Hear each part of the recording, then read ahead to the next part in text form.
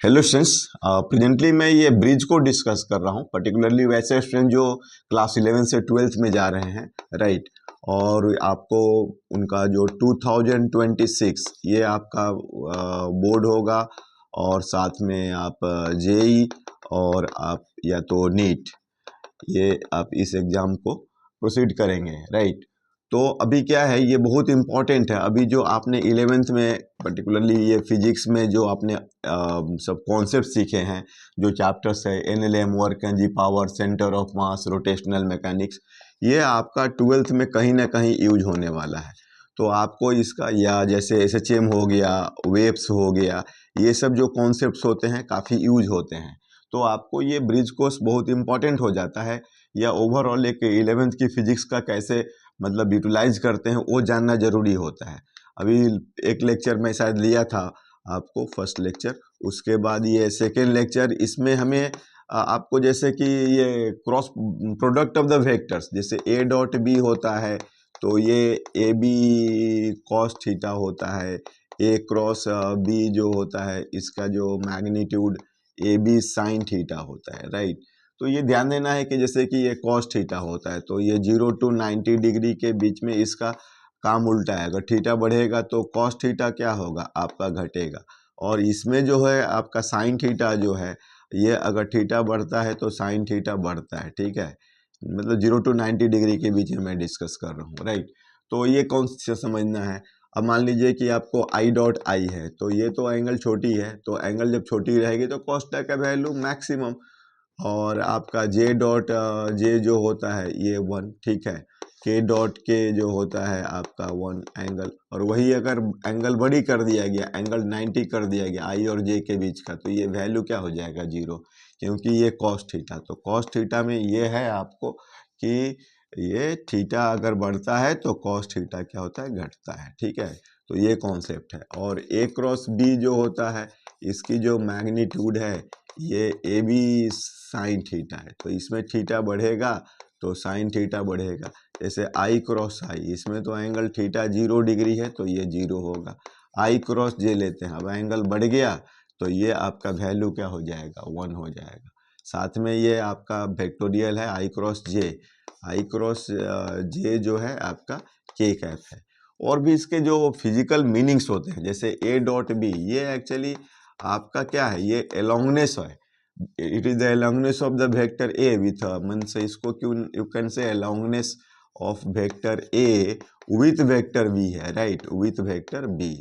तो ये समझना एलोंगनेस है। ए क्रॉस बी जो है क्या है, ये परपेंडिकुलरनेस है, ये आपका परपेंडिकुलरनेस मेजर करता है, ये परपेंडिकुलरनेस है, ठीक है। या यू कैन से कि ये आपका टर्निंग इफेक्ट मेजर करता है, it measures, A cross B जो होगा ना, ये आपका टर्निंग इफेक्ट मेजर करता है, टर्न मेजर करता है, ठीक है। ये टर्न मेजर करता है, जैसे कि ये वेक्टर ए है और ये वेक्टर बी है और ये आपका ए क्रॉस बी है, तो एक्चुअली ये मेजर कर रहा है ए क्रॉस बी, क्या, it measures the turn of the A towards vector B, ठीक है।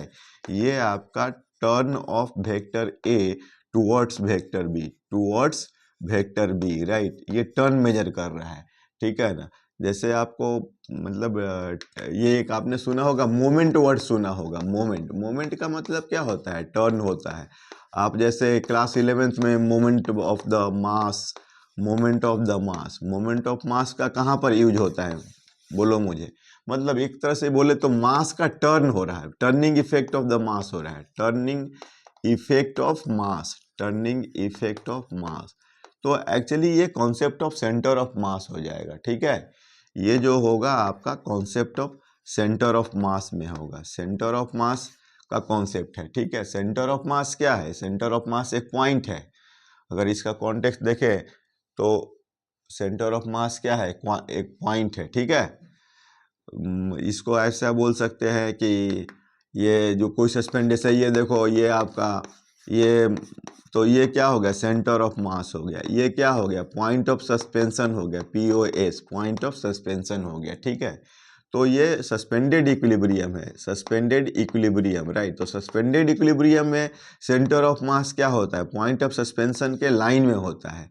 ये POS और COM एक लाइन बन रहा है, ये आपका पॉइंट ऑफ सस्पेंशन है, ये आपका COM है। और COM जो होता है हमेशा लोएस्ट पॉइंट में रहेगा स्टेबिलिटी के लिए। जैसे आप अच्छी जो स्पोर्ट्स कार होती है उसकी सेंटर ऑफ मास एकदम बिल्कुल ज़मीन के नज़दीक में रखा जाता है, इससे क्या होता है, बैलेंसिंग मिलता है। मतलब in suspended equilibrium centre of mass is always below the point of suspension. ठीक है।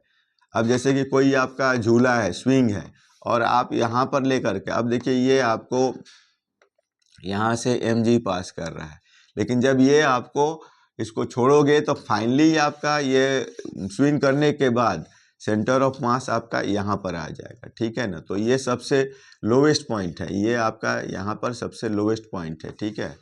तो ये ध्यान देना है कि सेंटर ऑफ मास जो होता है वो आपका लोवेस्ट पॉइंट पर रहता है। ठीक है ना। ये मास मूवमेंट का कॉन्सेप्ट होता है, इसीलिए ये टर्निंग इफेक्ट मेजर करता है। ठीक है। जैसे मोमेंट ऑफ द फोर्स होता है, मोमेंट ऑफ द फोर्स या इसी को तो टॉर्क बोलते हैं। तो ये भी क्या है कि टर्निंग इफेक्ट है, turning effect of the force है।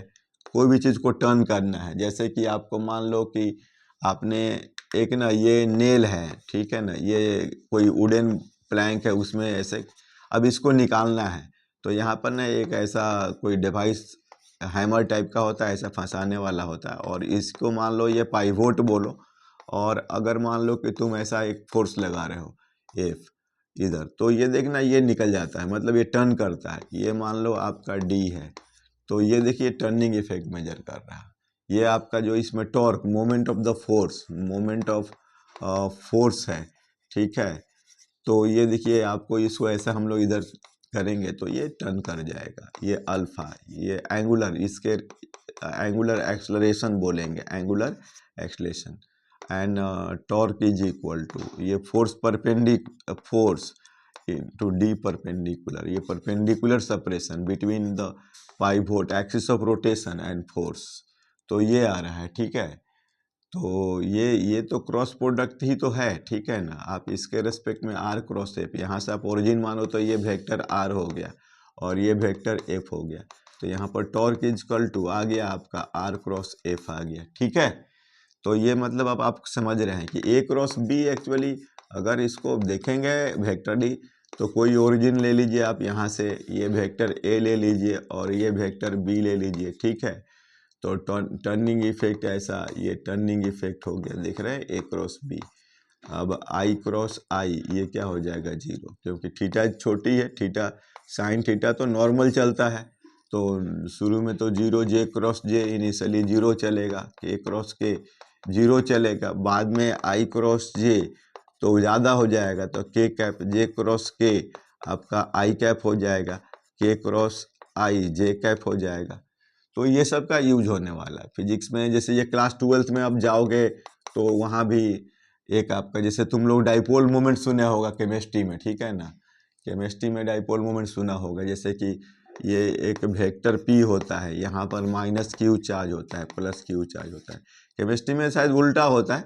अब मान लो कि इसमें इसको टर्न कराना है, हम लोग को टर्निंग इफेक्ट देना है, तो वो टर्निंग इफेक्ट वहाँ पर इसे, अभी तक मैं वो जैसे नेल को फोर्स लगा करके, यहाँ पर ये चार्ज है, इस पर एक इलेक्ट्रिक फील्ड होता है, ये पढ़ाया जाए जैसे ग्रेविटेशनल फील्ड होता है, तो ये वेक्टर पी क्या होगा, टर्न करेगा ऐसा। ठीक है। तो ये आपका पी क्रॉस ई हो जाएगा। इसको जहाँ पर भी ना electric dipole moment, magnetic dipole moment, जैसे ये इलेक्ट्रिक डाइपोल मोमेंट, तो तुमको समझना है कि ये मोमेंट क्यों बोलते हैं, ये मोमेंट। ठीक है ना। इलेक्ट्रिक डाइपोल ये तो चार्ज है, ये माइनस क्यू चार्ज है, प्लस क्यू चार्ज है, ये वेक्टर पी है। ये एक्चुअली मोमेंट का मतलब क्या होता है, टर्न होता है। मतलब ये जो सिस्टम होता है, this system gets turning effect in electric field, right. This system gets turning effect in electric field, turning effect in electric field, right. जहाँ पर भी आएगा वो टर्न करेगा। ठीक है। टर्न, कोई भी चीज़ में आपका दो चीज़ देखना है कि कोई भी फील्ड के अंदर में दो चीज़ होता है, एक ट्रांसलेशनल इफेक्ट होता है, कि ट्रांसलेशनल इफेक्ट, जैसे आपको ये मान लीजिए कि ये कोई ब्लॉक है एंड ये अप्लाई एफ, तो ये दिस इज एक्सलरेटिंग, तो A is equal to force divided by mass, right, force divided by mass. ये क्या है, ट्रांसलेशनल इफेक्ट है।